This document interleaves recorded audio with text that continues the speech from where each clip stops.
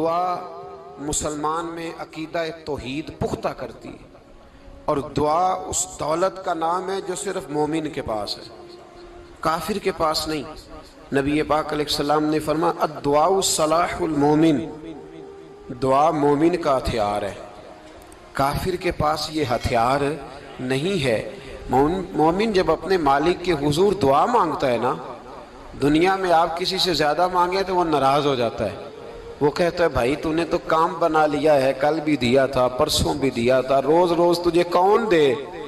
میرے نبی پاک علیہ السلام نے فرمایا جو اپنے رب سے زیادہ مانگتا ہے رب اس سے زیادہ راضی ہوتا ہے، زیادہ راضی ہوتا ہے۔ اب دعا مخصوص اوقات نہیں دعا کے، فرمایا اذا دعان، جب بھی دعا مانگو گے تمہارا رب تمہاری دعا کو، جب بھی دعا تو دعا کرتے رہنا چاہیے، ہر وقت دعا میں بندہ شامل رہے، اللہ کے ذکر میں شامل۔ یہ جو قرآن مجید نے کہا نا یا ایھا الذین آمنوا اذکروا اللہ ذکرا کثیرا، اے ایمان والو اپنے رب کا ذکر کثرت سے کرو، وسبحوہ بکرۃ واصیلا، اور صبح و شام اسی کی پاکی بیان کرو۔ تو اس سے مراد یہ نہیں ہے کہ تسبیح لے کے سارا دن مسجد میں بیٹھے رہو اور کام کوئی نہ کرو، بلکہ اس کا مطلب یہ ہے کہ روٹی شروع کرو تو اللہ کے نام سے، اختتام کرو تو اللہ کے نام، سو جاؤ تو رب کا نام لے کے، سویرے اٹھو تو اللہ کا نام لے کے، جب تمہیں کوئی چیز اچھی لگے تو ماشاءاللہ کہو، جب کوئی مصیبت آئے تو کہو انا للہ و انا الیہ راجعون۔ تو سارا دن اللہ کا ذکر جاری رہے گا۔ نبی پاک صلی اللہ علیہ وسلم نے مسلمان کو ایک دوسرے سے ملنے کا طریقہ بتایا۔ مصیبت آئے تو کیا کہنا ہے؟ صرف فوتگی پہ نہیں کہنا، اس کی وضاحت کر دو۔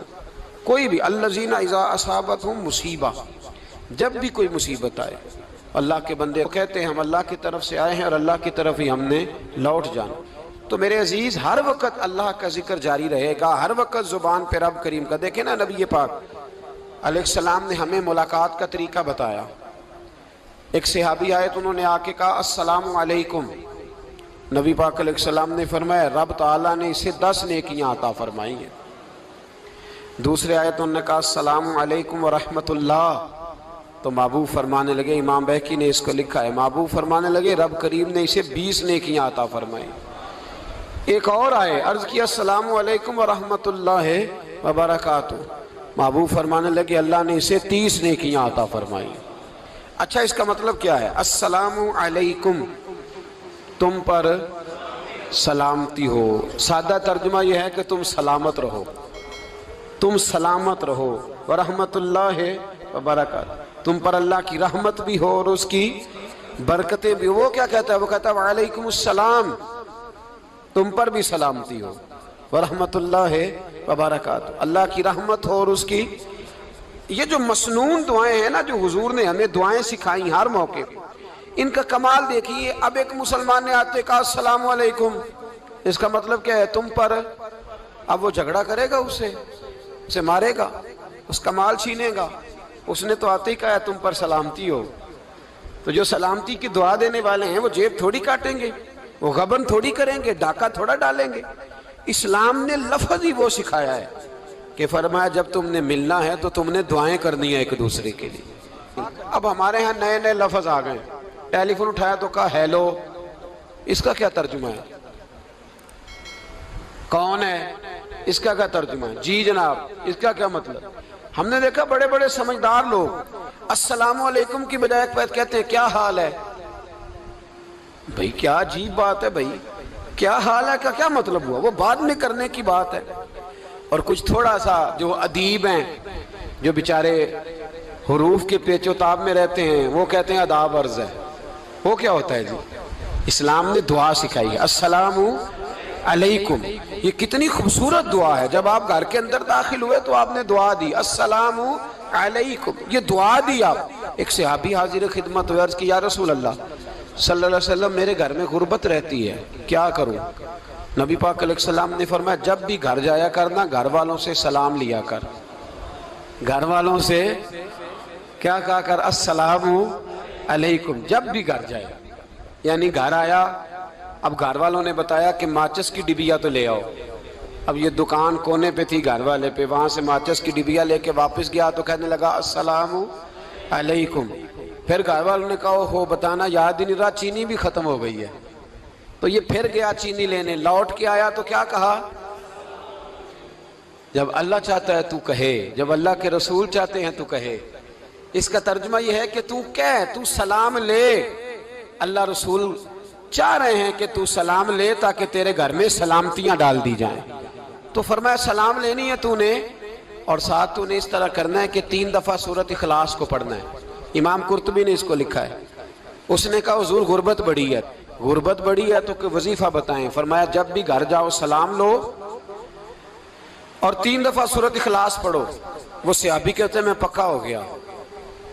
اب وہ کچھ دنوں کے بعد، کچھ عرصے کے بعد، کچھ مہینوں کے بعد واپس آئے تو صحابہ کرام علیہم رضوان فرماتے ہیں ہماری خواہش تھی کہ یہ کچھ بیان کرے، اب بتائے جو وظیفہ لے کے گیا تھا اس کا رزلٹ کیا نکلا. کہتے اس نے بڑی حیرت انگیز بات کی. حیرت انگیز عجیب انداز میں. کچھ لوگوں کا دل ہوتا ہے نا کہ مجھے ملے میرے پڑوسی کو نہ ملے، اور کچھ کا دل ہوتا ہے یار مجھے بھی ملا ہے اور الحمدللہ میرے پڑوسی کو ملا ہے. تو صحابی جب حاضر ہوئے تو صحابہ کہتے ہیں ہمیں تجسس تھا کہ یہ کچھ بتائیں. تو حضور نے فرمایا کیا حال ہے تیرا؟ کہا یا رسول اللہ کمال ہی ہو گئی ہے حضور، میں جب بھی گھر جاتا ہوں سلام لیتا ہوں اور 3 دفعہ سورۃ اخلاص پڑھتا ہوں. میں تو امیر ہو ہی گیا ہوں، میرے تو ہمسائے بھی امیر ہو گئے. کتنا پیارا ہے یہ جملہ، کتنا حسن ہے. اتنا اچھا لفظ کسی اور کے پاس ہے ہی نہیں جو الفاظ ہمیں ہمارے رسول نے عطا فرمایا.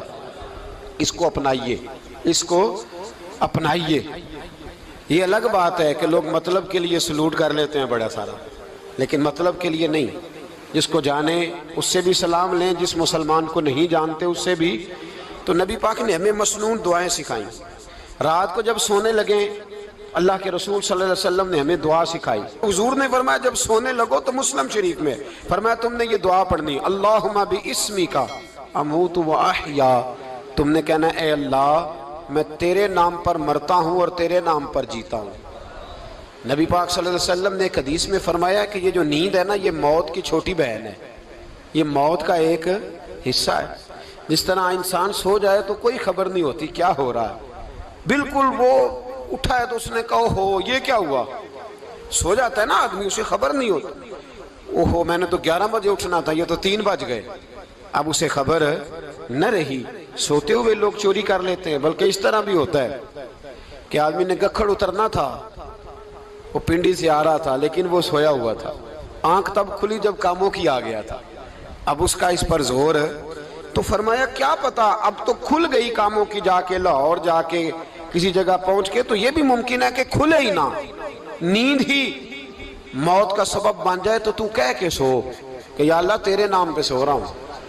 اللہ کس نام پہ سو رہا ہوں؟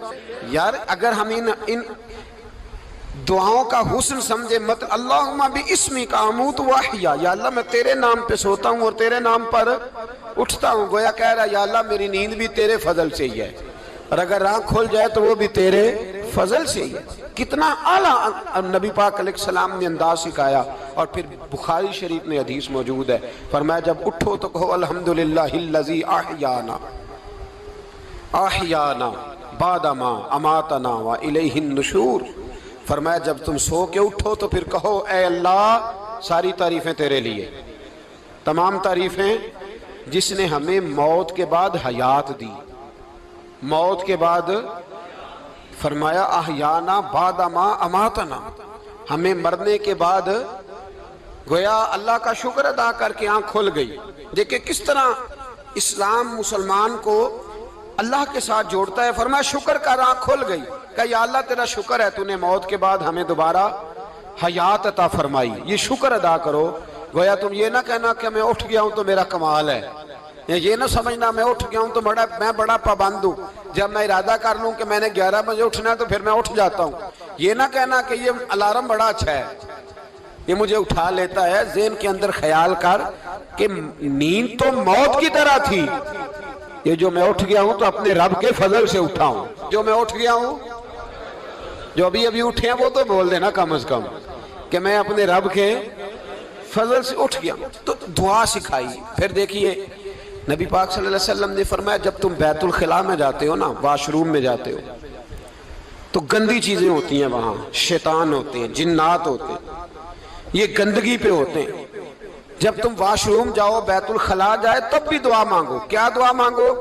وہ دعا بھی نبی پاک صلی اللہ علیہ وسلم نے ہمیں تعلیم فرمائی اور بخاری میں ہے، کہا پڑھا کرو، اللہم انی اعوذ بک من الخبث والخبائث۔ کہو اے اللہ، ناپاک چیزوں سے میں تیری پناہ مانگتا ہوں، وہ نر ہوں یا مادہ ہوں۔ اللہ میں تیری پناہ مانگتا ہوں۔ واش روم کے اندر بہت ساری بری چیزیں ہوتی ہیں، جوان میری بات پر توجہ فرمائیں، وہاں بہت ساری گندی چیزیں ہوتی ہیں۔ انسان کئی دفعہ واش روم میں جاتا ہے، اسے وسوسے زیادہ آتے ہیں، یہ نوٹ کریں میری بات کو۔ اصل میں نا ہم بات ڈھونڈ رہے ہیں علاج اپنی بیماریوں کا، حالانکہ علاج تو سارا مدینے والے رسول کے پاس موجود ہے، محبوب کے پاس ساری دوائیاں ہیں۔ تو نبی پاک علیہ السلام دیکھیں نا، انسان واش روم میں جاتا ہے، اسے وسوسے آتے، برے خیالات آتے، وہ گناہ کی طرف کئی دفعہ مائل ہوتا ہے، تو کہا تو دعا پڑھ کے جا، اللہم انی اعوذ بکا، یا اللہ میں تیری پناہ مانگتا ہوں، من الخبث والخبائث، ہر خبیث اور بری چیز سے میں تیری پناہ مانگتا ہوں، وہ نر ہو یا یار کتنا عظیم دین ہے، کتنا عظیم میرے مصطفیٰ کریم کا وہ والا دین ہے۔ اصل میں اللہ کرے بی اے پاس بچے کو بیت الخلا کی دعا بھی یاد ہو جائے، ایسے یاد ہو جائے، اور اس کے ماں باپ سمجھ لیں کہ جوان ہو گیا ہے، تو اب ہو سکتا ہے اس کی طرف شیطان حملہ زیادہ کرے، اسے خراب کرنے کی کوشش کرے، تو لہٰذا اسے دعا سکھائی جائے تاکہ اس کو پہلے سے پتا ہو کہ میں نے اس بے ایمان سے بچنا کس طرح سے۔ اب آپ دیکھیے نبی پاک علیہ السلام نے ہمیں دعا سکھائی، مصنف ابن ابی شیبہ میں۔ کون سی دعا؟ واش روم سے نکلنے کی۔ اللہ اکبر، بڑی زبردست دعا ہے، بڑی زبردست۔ آپ یقین کریں اس ایک ایک دعا پر ایک ایک پورا بیان ہو سکتا ہے، ایک ایک۔ یہ اس لیے نہیں میں کہہ رہا کہ میں کوئی عالم فاضل آدمی ہوں، آپ کہیں گے کہ بتا رہے ہیں میں بڑا پڑھا لکھا ہوں، صرف یہ عرض کر رہا ہوں کہ اس کے فوائد پر، ثمرات پر جو اللہ تبارک و تعالیٰ امت کو دیتا ہے، ان دعاؤں کی جو فضیلت حدیثوں میں آئی ہے، اور پھر جو اس کے فوائد ہے، اگر اس پر بات کروں تو ایک دعا تقاضا کرتی ہے کہ اس پر پورا ایک لیکچر ہونا چاہیے۔ دیکھیے آپ واش روم سے نکلے، دعا کیا ہے؟ دعا کے لفظ کیا؟ الحمدللہ الذی، ایک حدیث میں لفظ ہے غفرانک، غفرانک، اے اللہ میں تجھ سے بخشش چاہتا ہوں۔ اور جو مشہور اور معروف ہے مصنف ابن ابی شیبہ کی روایت، فرمایا الحمدللہ الذی اذھب عنی العذاب وعافانی، فرمایا اے اللہ تیرا شکر ہے، واش روم سے نکلا ہے تو کہہ رہا ہے یا اللہ تیرا شکر ہے، تو نے مجھ سے اذیت دور کی، وعافانی، اور تو نے مجھے عافیت عطا کر دی، اذیت دور کر دی اور عافیت۔ بولیے واش روم سے نکلا ہے تو کیا کہتا ہے؟ یا اللہ تیرا شکر ہے، تو نے مجھ سے اذیت دور کر دی اور مجھے عافیت۔ ڈاکٹر حکیم ہومیوپیتھک ایک چیز پر متفق کم ہوتے ہیں، پتہ ہے نا آپ کو، لیکن اس بات پر سب کا اتفاق ہے کہ اگر کسی کو قبض ہو جائے نا تو شاید 70 یا 72 بیماریاں لگ جاتی ہیں اس کو۔ اور جب آدمی کو قبض ہوتی ہے نا، پیٹ کے اندر فضلہ جم جاتا ہے، خارج نہیں ہوتا، اس کو اعصاب کی بیماری ہوتی ہے، اس کے ذہن پر اثر ہوتا ہے اس چیز کا۔ آپ یہ مت سمجھیں کہ کھانا کھانا یہ کمال ہے، اللہ نے یہ بھی نعمت بنائی ہے کہ کھانا جب خارج ہوتا ہے تو وہ بھی اللہ کا بہت بڑا احسان ہے۔ تو فرمایا تو سمجھا ہی نہیں، اگر تجھے قبض ہو جاتی، تیرے پیٹ کے اندر وہ چیز جم جاتی، تیرے لیے کتنی تکلیف کا باعث تھی۔ ان لوگوں سے پوچھئے جو اس کے بیمار ہیں، اس کے مریض ہیں، وہ کتنی تکلیف میں رہتے ہیں، سر میں درد ہوتا ہے، سر چکراتے ہیں۔ ایک بہت بڑا روڈ ایکسیڈنٹ ہوا تو ڈرائیور سے لوگوں نے پوچھا کہ مسئلہ کیا ہے، تو کہنے لگا میں قبض کا مریض ہوں، تو میں کھانا کھا لیتا ہوں تو میرے ذہن پر وہ اس قدر زیادہ گیس کا غلبہ ہوتا ہے کہ میں سخت تکلیف میں ہوں۔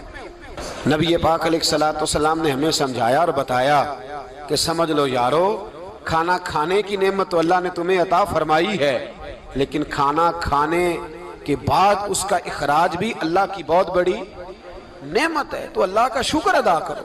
پھر جب آپ گھر سے نکلیں گے تو بھی اس کی دعا ارشاد فرمائی، بسم اللہ توکلت علی اللہ، اللہ کے نام سے گھر سے نکلتا ہوں اور میں نے بھروسہ بھی اللہ کے نام پہ کیا۔ جب گھر سے نکلیں تو کس کے نام پہ بھروسہ کریں؟